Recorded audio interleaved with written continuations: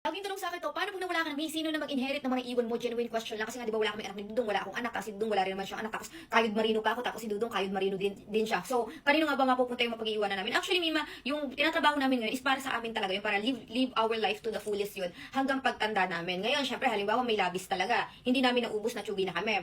Meron ang natira. Wala kaming pakimi kung as much as si Dudong muna. Okay, magkaiba kami ng tradisyon nito. Si Dudong Mima wala siyang paki kasi sa kanila, sa tradisyon nila, hindi uso na yung mga anak or mga mas nakakabata is umaasa sa yaman ng magulang. Normally, talagang may sariling sikap yung mga tao doon. Yung parang ano sila, wala silang yung agawan sa mga lupa, agawan sa ganyan. Wala. Hindi sila ganun yung, hoy, may pera si kuya, may pera si, si mama, si papa, ganyan, akin yung wala silang ganun ni.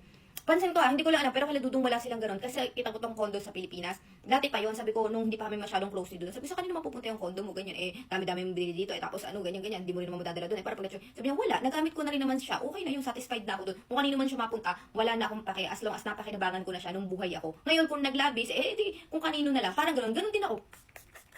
As much as possible, ibibigay ko sa mga kapatid ko, ganyan. Pero kung halimbawa, wala talaga, mayaman yung mga kapatid ko, wala na akong pakimi. Nagamit ko na siya, labis na lang siya. Baga extra na, wala di maubos. Alam mo, di talaga naubos. Wala magagawa. Di kung kanino na lang. Kanino ko triple ko, matsutsugin ako ngayon. Tapos tayo ang close, ganyan. O sa'yo ko bigla pinamana, bigla natsugin ako bukas. O sa'yo na nakapangalan. Ganun yung atake, pero ang ganda ng lip tint ko. Ito yung aking on the go na atake. Itong ating sunblock cream, sunblock spray, glow mist to ha. Tsaka itong ating lip tint. Di ba ang ganda? Wala lang, basta yung ipara sa live our life to the fullest. Ngayon pag hindi naubos, di ba hala na.